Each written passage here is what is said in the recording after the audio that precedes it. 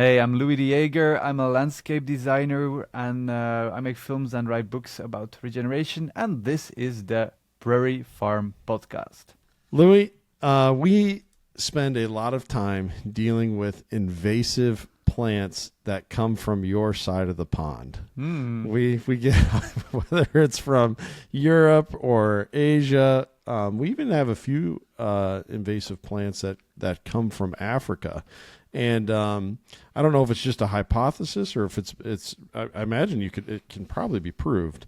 Some of those weeds have even ended up in the United States or just North America because of the slave trade that took place, in centuries past, and that I kind of look at that as a consequence of the evil of what that was is affecting the land even to this day, but also just through trade and through it, accidental, I think one of the most common ones for like aquatic life is ballast water in like the bottoms of ships. But like emerald ash borer, that's something that is like devastating the ash trees all across North America, right? Well, not all across. It's working its way west still.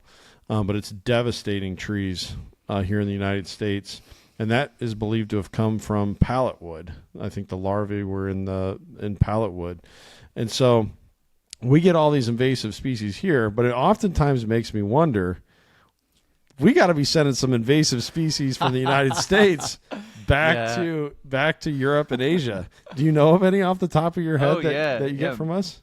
Yeah, most definitely. Well, I was walking today and I saw them. It's a Canadian plant. I don't know the name in English, but it's like a very invasive species. And yes. Is it a thistle? No, it's wait. I'm gonna look up the plant. So. Another one we got from you guys is dandelions. We have tons and tons of dandelions. It's called Canadian fleabane or Canadian horseweed. Oh yeah. This one, I was like walking past my garden. I was like, oh my god, there's like a lot of these here. It's actually edible, so you can put it in your salads as a condiment. So one of the things I always try to do when like before we go and design a landscape, before we regenerate it, is also always like observation and check out what plants are there. And often there are invasive species or exotic species. It's not necessarily the same. So some exotic species are not invasive, and even some native species can be invasive as well. But it's always like to check. Well, like before getting angry, can we also be grateful for them? It's like another mindset. And Japanese knotweed, for example, that's we got that too. From the other side, you almost can't kill it, and people are super angry at it, and I understand why. But I always like, as a designer, ask myself the question: what if we would be grateful for it? And imagine you're an alien and you land on this planet. And you search for food, and then you find this Japanese knotweed, for example. It's like an endless supply of free food, and you can like nuke the plant, and it will still come back. So whatever happens, you will get free food for the rest of your life. You can have like a rhubarb alternative, or you can even make beer of it. I have a friend who made beer with it. It tasted quite good. You can make all kind of stuff with it. So that's one thing. Can you eat it? So if yes, it's like a free food forever. And then the second thing, I just have this book here right on my desk. It's called The New Wild by Fred Pierce. And the subtitle is Why Invasive Species Will Be Nature's Salvation. And it's really interesting to read. It is fascinating. One of the gists of his work is actually saying, well, it's kind of like humans destroyed entire ecosystems. That's the big problem. And then, so we like nuked everything down. We like sprayed tons of pesticides or polluted it.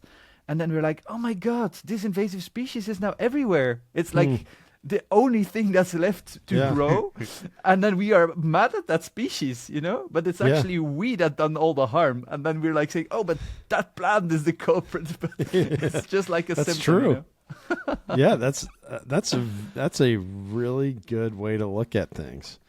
And I think it's important to try and maintain that grateful attitude, because it is all the sides start coming out, right? CIDES. when we take that angry, hateful view of something, we want it destroyed. Sometimes, I was just listening to a recent podcast we recorded with our friend Doug Duran, and we were all swatting flies that were buzzing all around us like crazy while we were recording. And I was just thinking about that while I was listening to that last night. And I'm like, those are living things, and they have an important place in the ecosystem, and they can drive me to a point where I hate them if I let them, get to me or something. Yeah. It's not a healthy mindset. No. And it's so true.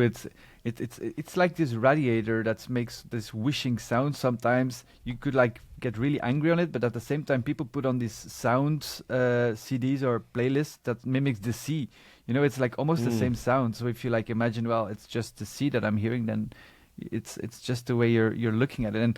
And I see it with a lot of our clients or farmers that we train, that it's often really a lot of it's perception. Of course, there is reality, of course, but there's also perception. Like it's all over the world. I've seen it in the USA as well as in Europe, that people, and especially farmers, they want everything as clean as possible. And if your field is like a bit dirty or a bit like messy, then it's like, it's messy. It's like wrong.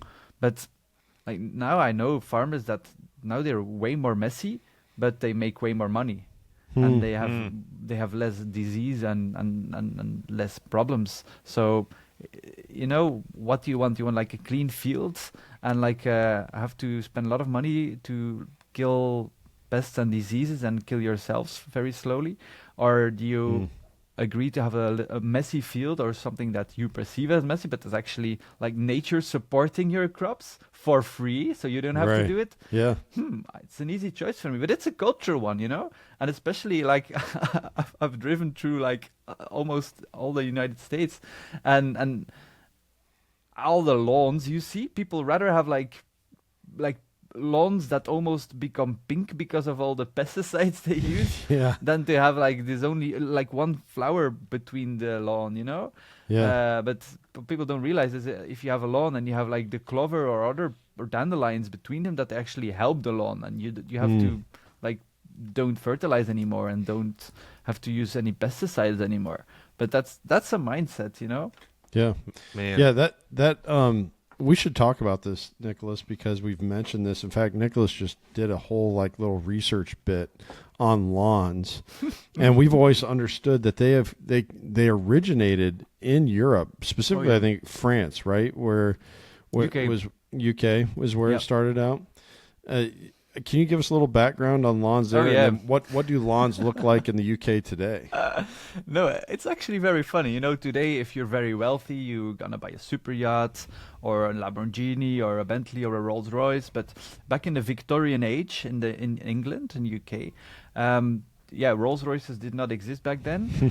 So they had to do something to show off their wealth. And one of the things they did was like, okay, land is super expensive, and every inch needs to be used to grow food because it's just so scarce. But the rich people were like, I am so rich that I can just like have grasses grow and have like 20 people with their scissors cut those grasses. That's to show how rich I am. Wow. It's like really just a way to show off, to boast. Yeah. And then all the other people were like, oh my God, I'm so jealous. These guys, these stupid rich people, they all have these lawns. I also want a lawn. Now, a couple of hundred years later, we all have lawns, and we kind of forgot why. But that was actually the reason. We were jealous of the rich that they had lawns, and now we have lawns as well. And are we happy now? Yeah. And it's funny because one of the first like things I did. So I'm an entrepreneur, but it comes out of activism because we just do so many stupid things on this planet that I like to like show people other possibilities. One of my first campaigns was called Bye Bye Grass, to have less lawns, and I even wrote a letter to the Belgian king to ask, well, you have too many lawns, like make sure to have less lawns. And I even proposed a law in the parliament, and I was like in front of the politicians as like this naive young guy, like stumbling on my words and trying to say why lawns are like green concrete and we have to have less lawns. I There's love like that. there's nothing wrong with lawns, you know. It's nice to barbecue or to play badminton or football or soccer or whatever. But we just have too many, you know. And that's a thing that slowly some people are realizing that it's like better to have some flowering meadows or to have a food forest or native plants, or we can have so many nice things and it's less maintenance, you know. Lawns, some people like mow their lawn every week. That's not good for your grass, you know. Yeah. So yeah, We other have- plants only have We to, like, have 5 times the size of Belgium. That's how much lawn we have in the United States. 5 times the gosh. size of all of Belgium. how depressing. And actually, I got a lot of grief online. I posted a little reel about it. There was a lot of like, well, are you talking about golf courses? The golf courses, they're like half of that. And I looked it up because when I looked up the stats, and I was like, no, actually, the 40 million acres in the United States that are lawns don't include golf courses. And I'm in the exact same boat. And Kent and I've talked about this all the time. We're in the same boat, even with pesticides and some of that stuff. It's like, it's not that they're inherently terrible. It's that how much we use of it is terrible, you know. But like with lawns, I want an area, you know. But I pass here in Iowa where tons of people have all sorts of big acreages. You have like 4 acres that they're mowing. I'm like, brother, just 1 acre of native habitat would go so far for the ecosystem. Just 1 acre, you know. Yeah. But no, we like it controlled, man. It's not the lawn that's wrong. It's just the way we're using. And there's a difference between like lawns that are just pure grass and like they kill all the other plants into it. But you can actually have a very good lawn for biodiversity if you like only mow it every 2 or 3 weeks, and you have all these little flowers coming into between. You can even have like tiny mushrooms that come into your lawn, so it can be very diverse. So you can have like good lawns and less good lawns.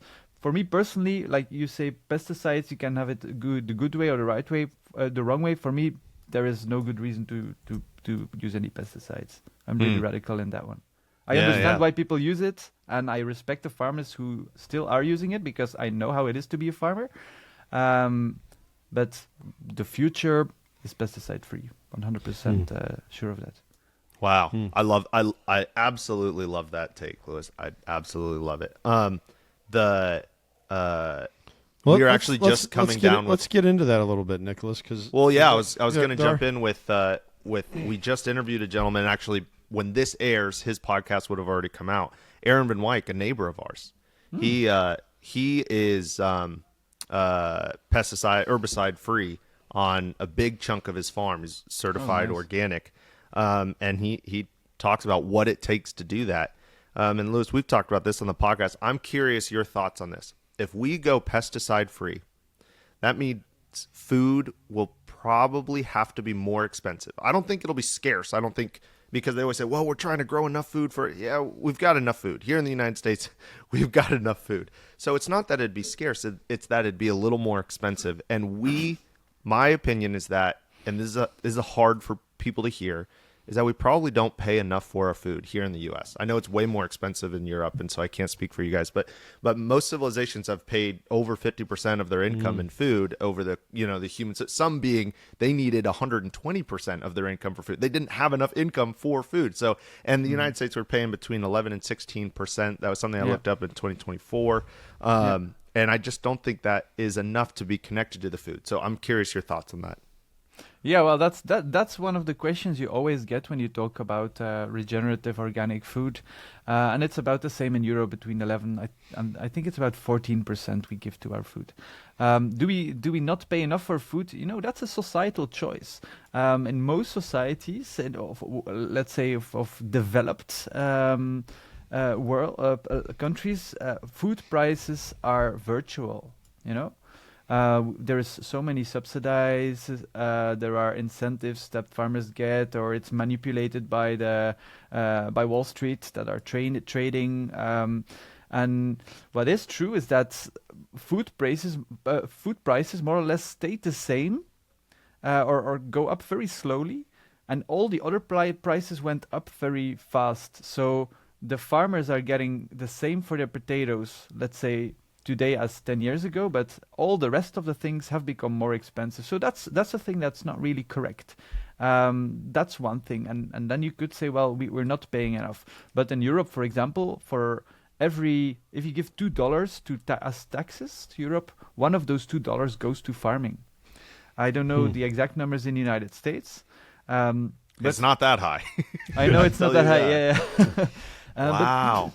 What are the main programs? What are they paying for? That's huge. 50% is going to farming? Yeah. But the problem is they subsidize like degenerative farming. And if people say, well, isn't I like that term. I've never heard it referred to that way. Degenerative farming. That's a powerful term. I don't know if it exists, the term, but I figured that if you have regenerative farming, you also have degenerative farming. Yeah. And it's the question you ask, well, will food become more expensive? No, it will become cheaper, because United Nations, they've predicted that in 2050, that's in less than 25 years, 90%, that's 90% of our land will be degraded. So if we continue to farm the way we farm today, food will become more and more scarce.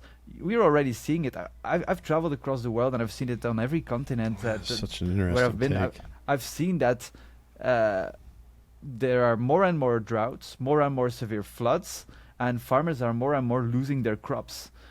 Some people say, but Louis, you're alarmistic, 25 years. Isn't that a bit like pessimistic? And then I say, no, I have friends who, for example, are farming in Spain are saying, Louis, you're so funny. 25 years. I wish we only have 5 years left. Or some places like have 0 years left. It's already a desert in a lot of places where there used to be like these lush food forests or lush plains to have grazers or lush agricultural land to have row crops. Food is going to become very expensive if we not turn around our agricultural system. That is such an interesting point. That is a good point. I've never heard somebody put it like that before. That is a great point. And I'm very optimistic, I'm a very optimistic person, but when I hear that prediction, and I've also seen that it's not BS, it's really true that it is happening, that should scare you, I love food. I love to go to restaurants, have amazing food. I just got like these delicious tomatoes from a farmer friend of mine, and their taste is so incredible. I don't want to lose that. I just love it so much. And the good thing is that we can turn it around very quickly. It's not that difficult to do. We just have to do it. We have 25 years to do it, or less. I wanna jump on that point because I'm on the camp of, hey, we're degrading our natural resources. So I agree with you on a lot of that. I have no idea what the timeline is. I'm not a scientist there, but I hear a lot. This is the counter argument I get online. Man, I'm 60 years old, and when I was 20, they said we had 30 years left. This many years ago. Oh, man. Oh, Nicholas disappeared on us. I know what his point is, though. His point is people talk about it often. They'll be like, we have just a short, or they've been saying for years, we have a short amount of time before we face reality. And here we are 35 years later, and we aren't facing this harsh reality that was predicted. Well, what do you have to say to that? What I have to say to that is that they're wrong, that we are facing that reality. Today there are dust bowls again in the United States, Yep. I know people who just said, oh my God, we just had a dust bowl today in our village. Like, it happened a long time ago and we kind of forgot that it ever happened in the USA, but it's happening again. So of course people always like to generalize things, and they say, oh my God, we had such a cold winter, global warming is not happening. We have a difficult time to seeing the global picture, and there will be places where it will maybe become better in some parts of the USA or other parts of the world, and that everything will become better. But there are other places that, for example, but they said 30 years ago that the sea was going to rise and that our land would flood. Maybe not your land, but there are now islands that are mass migrating because it is flooding right now. And that's the thing. It is happening, but maybe not at our doorsteps. And maybe not as fast or not in the way we predicted it will happen. But it is happening. I agree with that, and I think a lot of times people view those events as being an on or off switch, like either it's happening or it's not. And kind of like you said, it is happening, and the path to getting to the worst outcome, it's not like that's a fun path, like there's a lot of suffering and pain and shortage and starving and loss that go on the way to the the worst outcome that we're trying to avoid. And I think that's where people need to like just take a look around them, because you're right, we are seeing those things. We had a couple legitimate Dust Bowl events this spring here in the Midwest. I woke up one Saturday morning and here in Iowa, and there was a bunch of red dirt from Oklahoma all over the cars here in Iowa. And one afternoon, I got done recording a podcast with Nicholas, and I started driving home, and it looked like it was, sunset, and it was hours before sunset because there was so much dust in the air blowing around that it looked like it was almost nightfall. And so these things are starting to happen, and we're seeing more extreme flooding events, more extreme drought spells. It's really been a lot of the symptoms, like you say, have been showing up. We just have to be willing to take an educated look around us and connect the dots. Yeah. And some people say, well, we can just like have like a 3-year more party and just like use all the resources. Mm-hmm. But the next day you're going to have a hangover, and the hangover is maybe going to take a couple of decades. And it's like you say, it's like being dead is no problem, If you're dead, it's done. But it's dying and it's suffering. Right. That's happening. I've seen it happening with all over the world. People who are suffering because of how we treated the land, and we don't want to go there. Yeah. Right. How do you? Because you've got all these things swimming around in your mind. What do you find is the best worth of your resources to actually try to instigate change or educate people or however you're trying to do it? What do you find is a good way to spend your time? Because sometimes I feel like I'm just yelling into the ether with making no change, Oh yeah. Yeah, no, that's a super valid question, and I had a similar question from a journalist who once asked, "Yeah, but Louis, why aren't you depressed? Everything is going to shambles." And I was like, "Yeah, but I've like planted a tree 5 years ago, and now it's already like very nice and big, and the earth below it is becoming dark, and I see change. And of course, this is a symbol, this tree, and I believe that the only really way to not lose your mind is to do things that will make an impact. And for me personally, I try to be an invasive species. See, you talked about invasive species. I try to be one myself and just spread the seeds in every possible way. So I write books, I make documentaries, I give keynotes all over the world. So that's like inspirational. So that's just words, written words or spoken words or moving images. So that's putting seeds in people's minds, very important. But also doing the work. For me, that's also super important. I don't just want to talk about it. I also want to make it happen. That's bringing together very talented people to really go and regenerate the land. And that's why I have a landscape architecture firm with a fantastic team, and we regenerate from very small gardens to entire private islands, to hotels, to eco resorts, retreat centers, everybody who has terrain, who has a property, and then it's so fulfilling. I know that we only like designing and regenerating maybe 0.0000001% of the planet this way, and very tiny drops on a very hot plate. But I see the change, and that's just so fulfilling. And I probably have a bit of hero complex that I want to like save the entire planet, but I also put this in perspective and know that, well, I don't have to do it alone. You don't have to do it alone. But if I do a little bit, you do a little bit, and everybody does like a little bit, then all these little pieces of puzzle pieces together will really make a difference. And that's what you said with your lawn. That's such a powerful image. You said, I don't remember how many times of Belgium, 3 times? That's 5 6 times. times. No, Or 6 times. Or- Even Yeah. worse. yeah. So that's like, if you count together all these lawns, it's the biggest natural reserve you would have. So imagine that if everybody just like even have like only 1 square yard of your native seeds that they would plant or sow, then you'll immediately have like a giant natural reserve with it. And that's the power of putting a lot of individuals together. We always think that things have to be done from above, but I think it's very clear in politics that it doesn't work that way. You don't have to wait before a politician does something. You have to do it yourself. And Yeah. a simple thing is just like 1 square yard. We had this campaign that everybody had to like put 4 sticks into the ground and just like not mow between those 4 sticks. And it's so simple. And people watch this and say, oh my God, I've got butterflies now and bees. And it's so fulfilling and so easy. Wow. That That's- is so that's- cool. Yeah, I- that is so- amazing to think about. We're hanging out high in the sky with the 30,000 foot point of view, or 10,000 meter, I guess, for you, 10,000 meter point of view. I want to make it a little more tangible. When you go into a place and you say, hey, I want to help regenerate the soil. I know that it is very different for different places.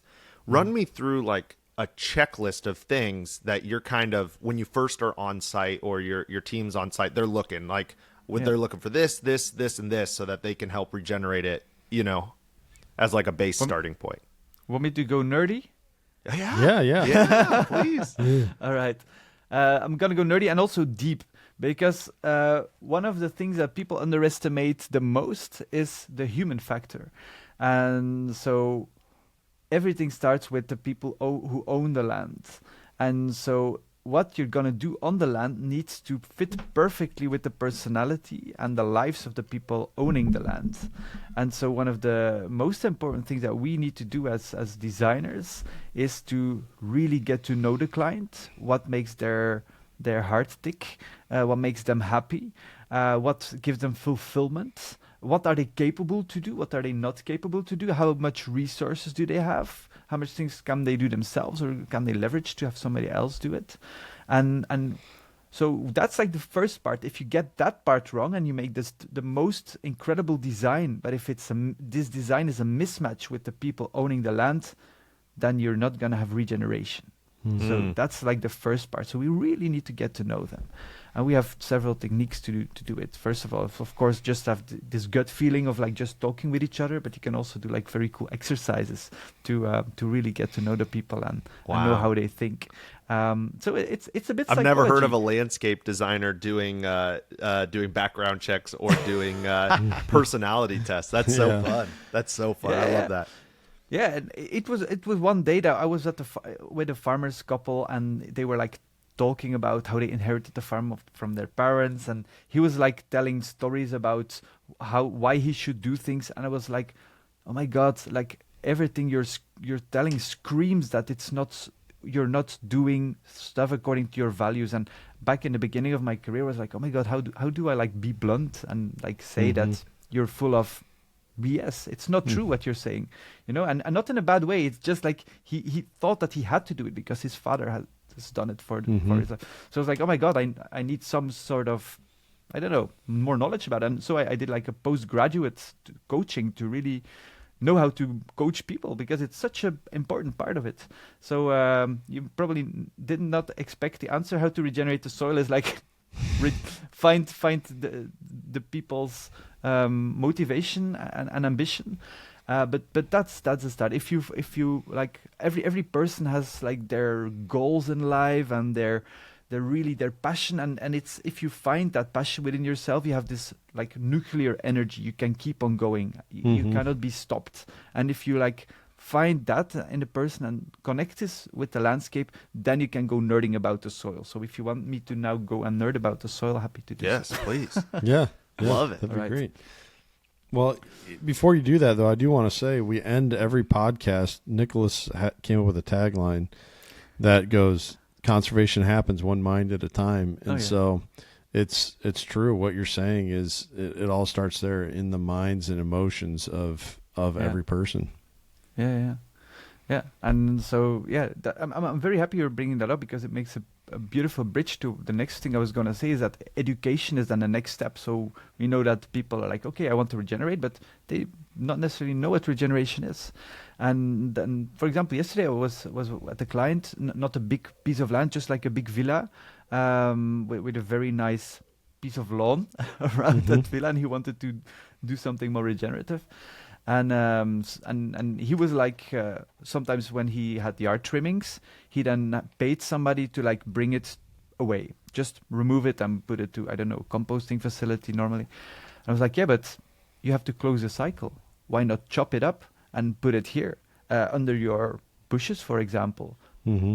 Because he was also paying for fertilizers to put under the bushes and stuff. So I was like, yeah, but you're paying somebody to remove nutrients, and then you're paying somebody to bring nutrients to your ground. But if you would just like chop it up and leave it there, then you don't have to pay anybody, and you're like closing the loop. So education is such an amazing part. He was like, oh my God, crazy, yeah. Or like your tomato plants, you have like bare soil. Like you should not leave your soil bare. You always should like need to cover your soil. Otherwise it will like, you will kill the soil life. Like, oh my God, really? And then you talk about the fungi and the bacteria doing amazing work for you. And to then answer your question, how do you then go about is like observation is so important. So we have this ground drills that we drill into the soil without mixing the layers, and we recreate the soil horizon to read like the soil. We smell it if it's aerobic or anaerobic with or without oxygen. We do soil testing, of course. We watch the plants that are growing there because plants tell a lot about the soil condition. That's a very important part. We also send it to a lab to check the nutrients. We also like to send it to a special lab where people count the nematodes and count all the soil organisms, because then you have like this baseline and you can later look into it. But we also look at the soil ourselves and count earthworms if there are earthworms present. And so observation is super important, because if you know what soil you have, then you can know what plants you can have. And then after you've like done all your research, we're a bit like private detectives, like get to know everything. And then there are so many cool hacks you can do to build a soil. It's just, it brings me so much joy to like work together with nature to regenerate. So I don't want to do the work. I want nature to do the work. Wow. I love that. So what if let's say a soil should have earthworms and it should have microorganisms in it, but for whatever reason, pesticide or anhydrous ammonia or something, they're burning it out. What are your go-to hacks to build up that soil? All right. So there are many, and I think I can probably fill a couple of hours with those. But I'm just going to share some basic, very easy to understand things you can do. So I think one of the first things to do, and that's like very much a no-brainer, is to eliminate sites. So eliminate pesticides, eliminate herbicides, especially eliminate fungicides.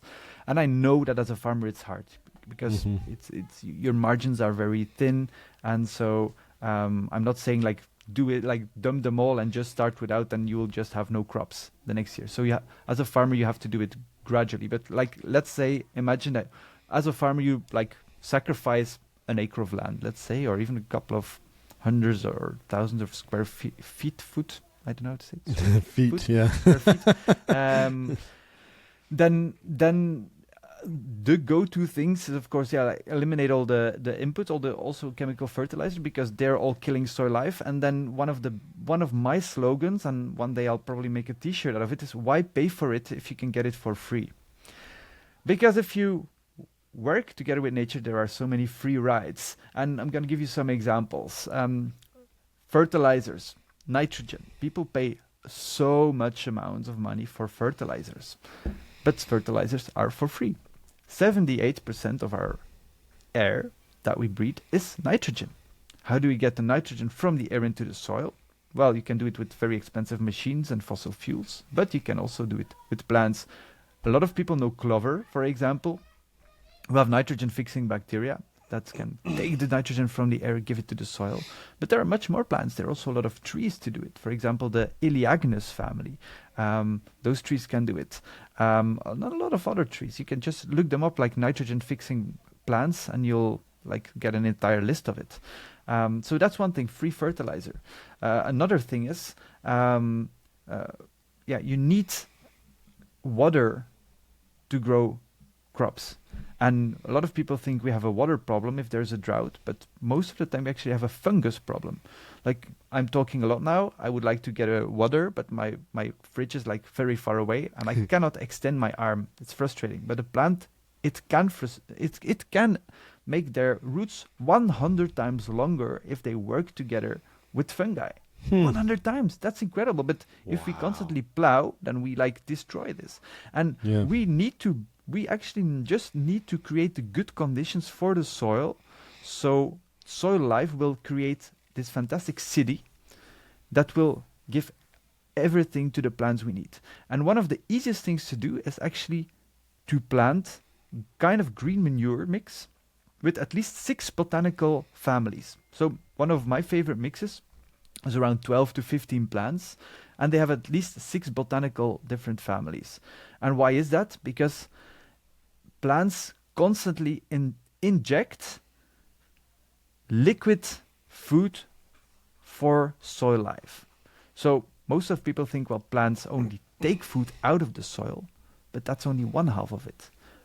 Up to 40% of all the food a plant generates, it gives it as a present to the soil. So what is a plant? Plant has leaves, solar panels, they generate electricity, and then they make their factory work. And one of the most basic processes is they take CO2 out of the atmosphere and they take water out of the soil. And that's crazy. CO2, something you can't see, and water, something we drink every day. If you combine the two, you get sugar. Isn't that incredible? Something you can't see, mixed with water, you get sugar. And of course, a plant also farts oxygen. Yeah.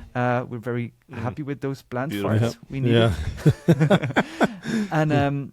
And so with it makes sugars, but actually all the ingredients of a pancake dough. So fats, proteins, carbohydrates, and it injects this pancake dough so in the soil. Exudate is the more difficult word.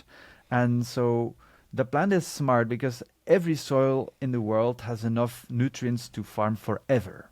You know, it's a myth that some soils are poor. But these soils are full of like canned food, but the plants don't have a can opener. What do you do if you don't have a can opener? You can force it, but the plant cannot force it. So you knock on the door of your neighbors and ask, hey, can I use a can opener? And so a plant cannot knock on the door of the neighbors, but it can organize a party. So these plants, they then organize a party, they bake pancakes, and they invite all the soil life. The fungi will come, the bacteria will come. They're super happy with these free pancakes, the exudates. They get these pancakes, which is, of course, an analogy. It's not real pancakes, to be clear. And in exchange, they bring these canned foods that they open for them. So these nutrients that were otherwise locked are now unlocked because these bacteria and fungi, they can make them accessible for the plant roots. And so it's this beautiful exchange system. And once you know that this exchange system happens, then you know that if you then put fast foods on the soil, then this plant will not be motivated to have this beautiful exchange system. And these microorganisms, like imagine, Kent, that you would give me a donut every day. Yeah. And Nicolas is bullying you. And then I'm going to protect you, Kent. I'm going to say, Nicolas, please stop bothering Kent. He's like my friend. He gives me a donut every day. So I'm going to protect him at all costs. And I'm really meaning all costs. And, and that's what happens below the soil, you know. If there are like bad guys coming in, they're like, hey, leave my friend alone. It's like giving me my life support, and they have all the good intentions to make sure that this plant becomes bigger, so they have more roots, so they can invite all their other friends to get these root exudates or this pancake dough, and this way they're gonna make sure that this plant is in the best possible shape as possible, and so that's like if you know this, then there is no way of looking back at the soil. Because that's only the beginning. There's also like the entire human health component next to it, but then we go even more nerdy. Yeah. Well, no, it's Wow. It's so important to understand that connectiveness, and so the question then is, well, but I need my crop, and whatever it is, whatever pestilence that a farmer is dealing with, is viewed as, going back to the very beginning of the conversation, something hateable and something. But to me, it's like, and I'm not saying we don't need crops, because we do need food, obviously, especially when, even going back to, again, earlier in our conversation, when so many people contribute nothing but money to the food that they consume, meaning just when they go to the grocery store, that's their contribution to the food that they consume. Their monocultures are an efficient way of getting calories. Not that they're high quality calories, but they are calories to the 8 billion people that we now have on the planet. And so the thing that I kind of liken it to in my brain, I guess, is like our monocultured fields are kind of like if you had to set up a tent in a windstorm, and if you were gonna do that, you'd be like fighting the wind so hard, right? It's knocking over your tent, and so you're like, you know what? I'm gonna go get this rope, and I'm gonna tie the corner of the tent to this tree, and then now the wind can't knock it over, but then that leads to this problem over here. Okay, now the bottom of the tent is like blowing out from under because the top of the tent is tied to the tree. Okay, I'm going to get a really heavy rock and I'm going to set it on the bottom of the tent. And what you're doing is this overcompensation all the time to fight against what the circumstances are around you. And that is a endless arms race that truly leads to that degenerative process. Whereas if you embrace, like you're saying, what is the land allowing for? What is it working with? How does it all work together? What's a yield that I can get from these circumstances, and playing within these circumstances instead of playing in opposition and in overcompensation with them all the time. Mm-hmm. I think that's just a healthier way of getting those calories that we need for ourselves and for our neighbors. Yeah. Hey, guys. I love the analogy of the tent. Yeah.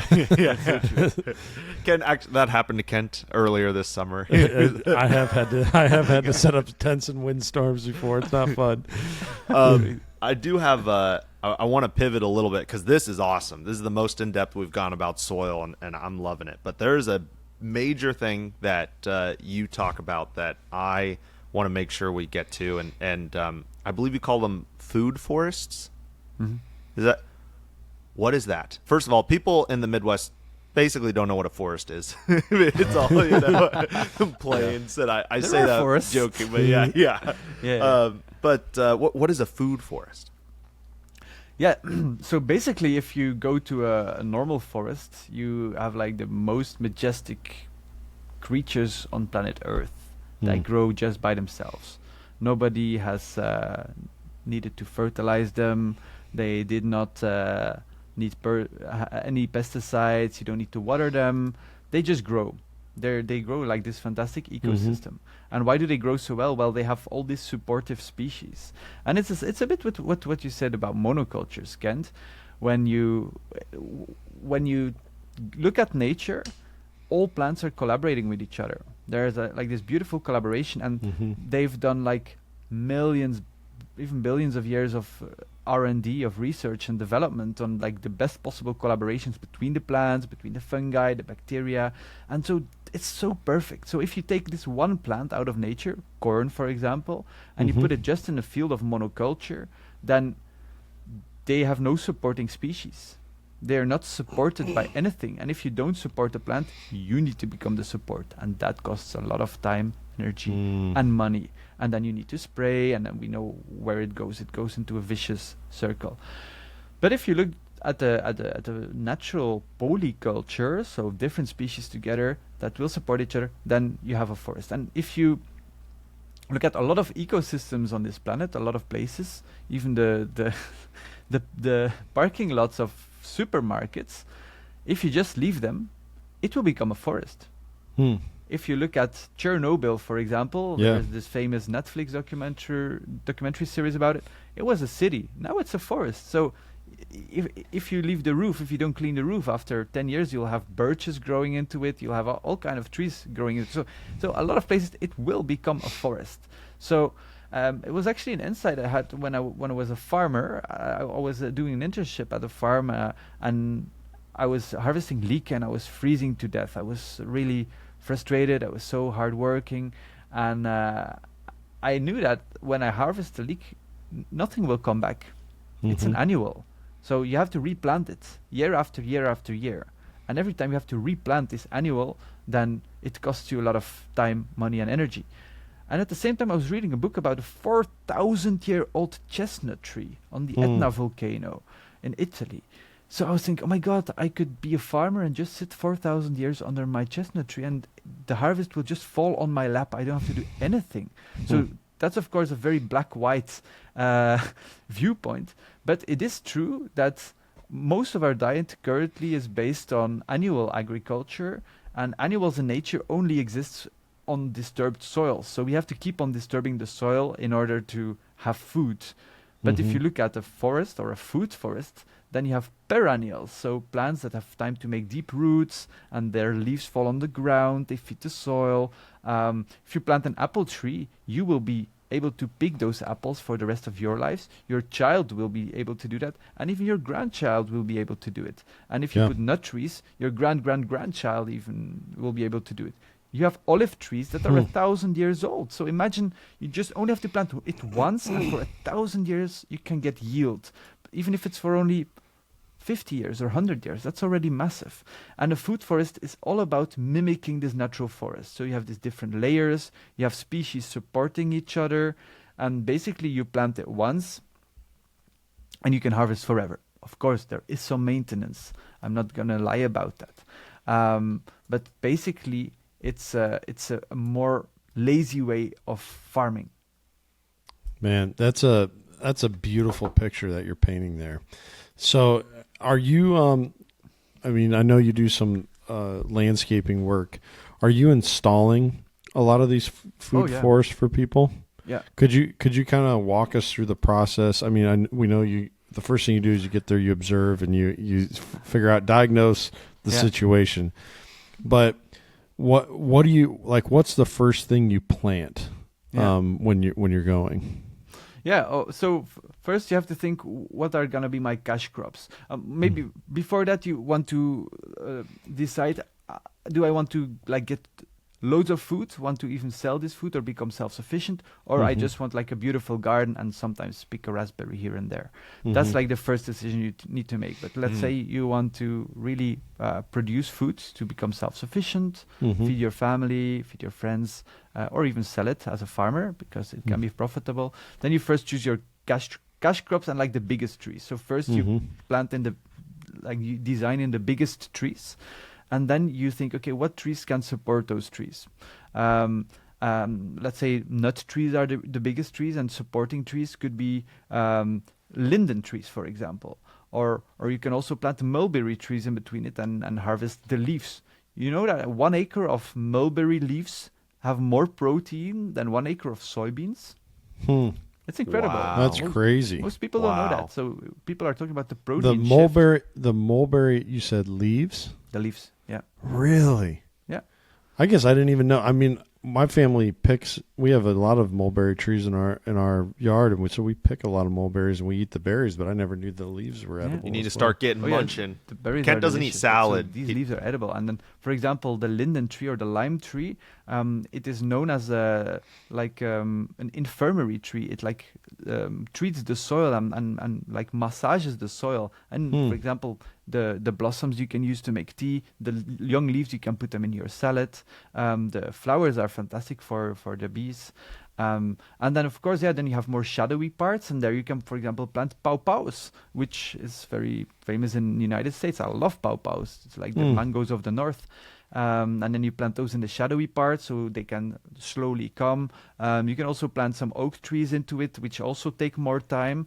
And so it's like an orchestra you're conducting of all different plants and all different layers, because the highest layers you have the nut tree, lower layers you have persimmons, for example, or apples or pears, and then lower layers you have all kind of berries like raspberries or blueberries, these bushes, and below them you can even have another layers, for example the strawberries, and you can like go up to 12 different layers.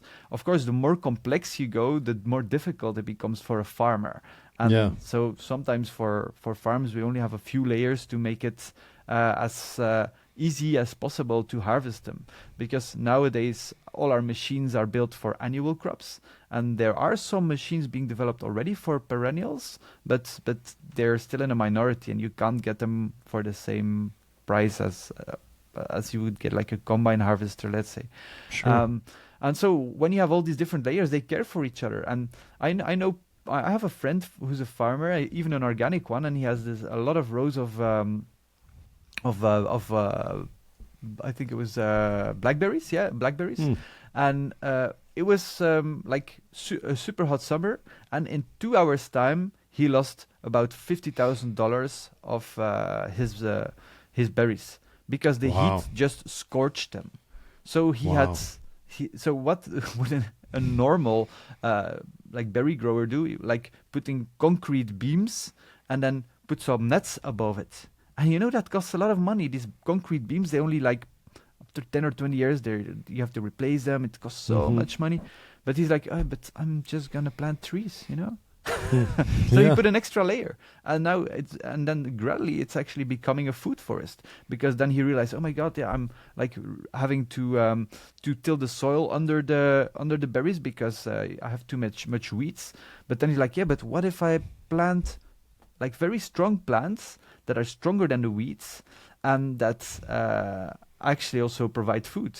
And now he has a third layer. So out of necessity, because the climate is getting warmer, we're getting more extreme droughts, extreme floods, you actually need to have some sort of food forestry as a farmer. And annuals and perennials, they don't necessarily need to contradict each other. I know farmers who like keep on having their annuals, but just have rows of perennials in between every so many yards or meters, to have a wind break, to have an erosion break. And even like if you have this edible wind break, let's say, they also stop the pests from coming in. I know potato grower who has less Phytophthora fungi because of the trees that actually stop the spores from coming into his field. So it brings so many benefits. It also makes sure that the microclimate becomes better. And if you do it on a very large surface, let's say 10 by 10 square kilometers, let's say maybe 7 by 7 square miles, you can literally even attract rain with trees, because trees they sweat. By sweating, they get the heat out of the air and transport it high in the atmosphere, so it's cooling down your field. And because of this rising air, it creates a vacuum. It creates a low pressure zone. And because of that low pressure zone, you actually attract clouds that then will go above your trees. And trees, they also release little particles, little fungi, little bacteria, but little particles. They spread it into the air. And the droplets in the air actually use these little particles to form a nuclei. And then, paf, it becomes rain and it falls down. So trees create their own rain, and so people are cloud seeding, with airplanes, but you can also cloud seed by planting enough trees. And Wow. again, you might think, well, I only have 100 acres or even 1 acre or maybe even less. What can I do? But imagine if we all Yeah, did it collectively. together. And then you have less weather extremes. And that's a hypothesis. What I'm now talking about, it's called the biotic pump system, the small water cycle. If you want to know more, Anastasia Biotic bump system. pump Yep. like a- pump because it's pumping clouds and pumping water. pump. Actually. Pump. Yeah. Yeah. Yep. And they've done research that's in some places like 1 in every 2 drops of water of rain that falls onto the ground is created by a tree. So most people think it's created by the sea, or it's just like evaporation, but it's also created by the trees. So that's a theory that's been well researched by Anastasia Makarieva, is her name. And then one theory that I've only heard, and I think there is logic into it, but that's really hypothesis that I do not know for sure. But you have tornadoes and hurricanes in the USA, Yep.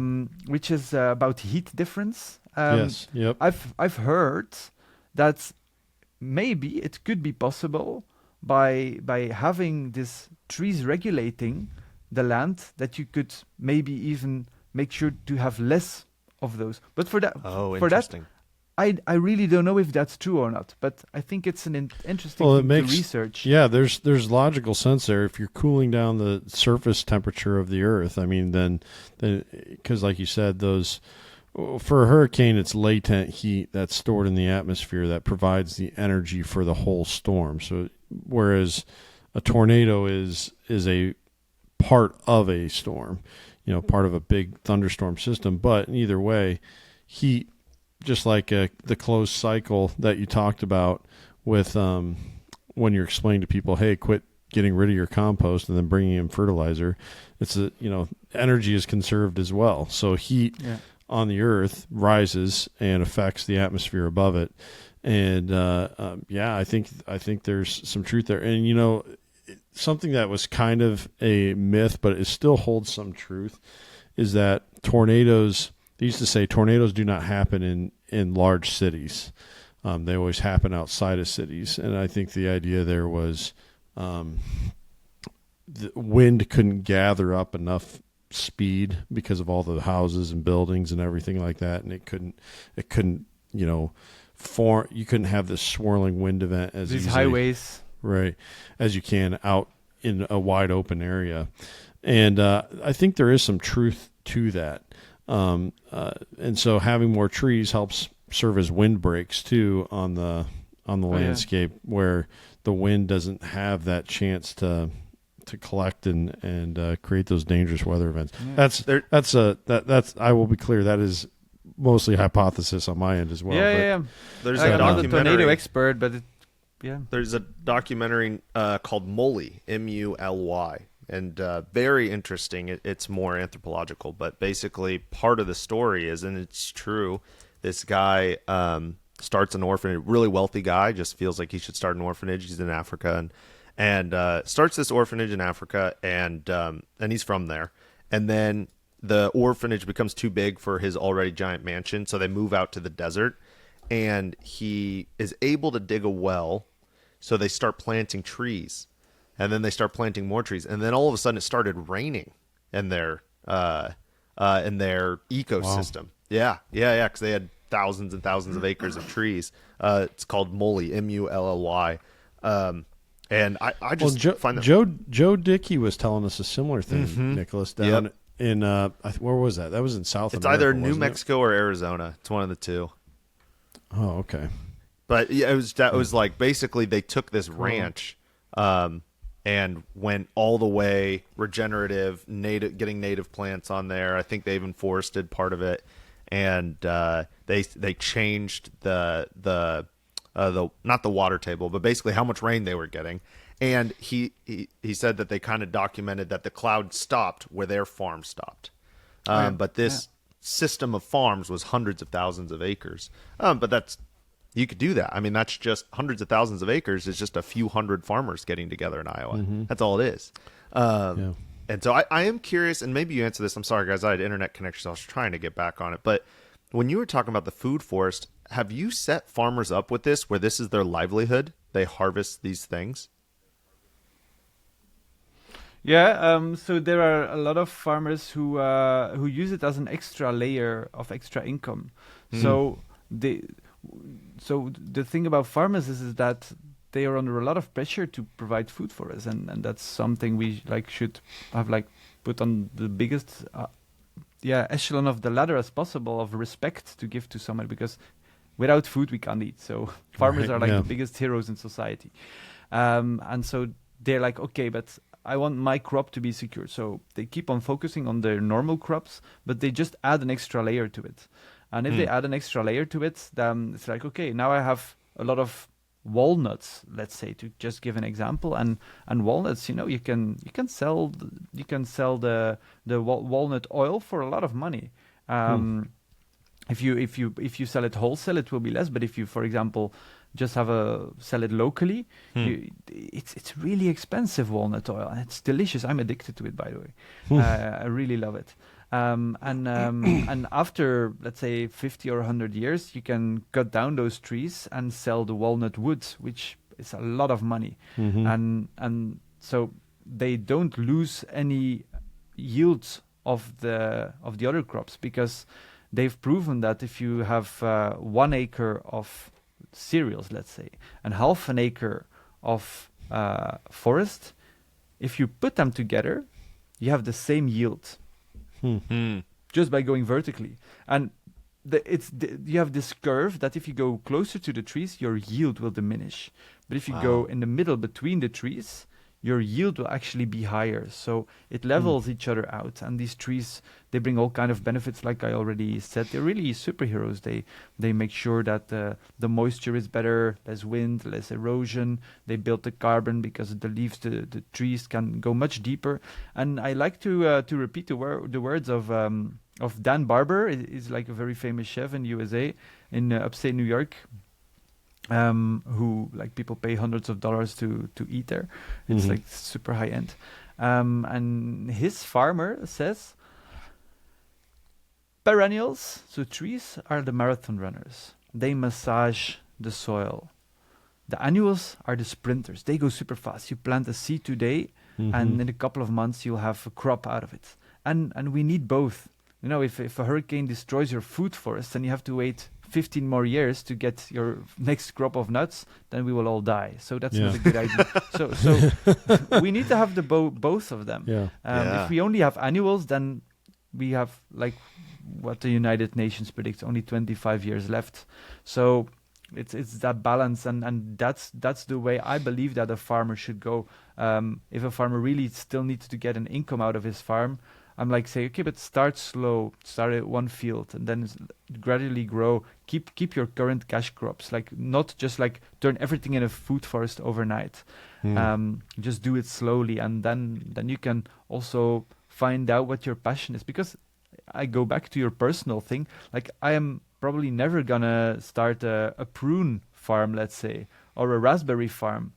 I don't have that connection. I love raspberries, but I don't have a connection to do that. But walnuts, like I said, I'm addicted to walnut oil. I really see myself in the future to be a walnut farmer. I think one day I will be, if I am gathered enough money to buy enough land to do it.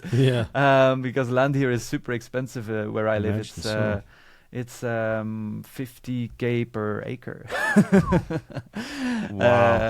Around that, or sometimes a bit cheaper, but yeah. So just to say, so for me, that's like, okay, like I'm able to sell walnut oil to anybody, because I'm in love with it. But to sell raspberries to anybody, I just don't feel it. So even that, a farmer then will, let's say, start with 10 different crops, or even like have one trial with like 100 different crops. There are so many cool crops that people don't even know. You have that's true.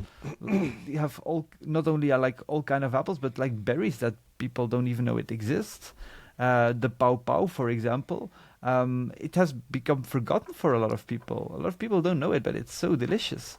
And then a farmer can like try out which ones like resonate the most with his lifestyle or his farming operations. And then after like having this trial, maybe with 100 different species, like, oh my god, this pawpaws or these persimmons, they grow like crazy. I'm just gonna plant loads of them.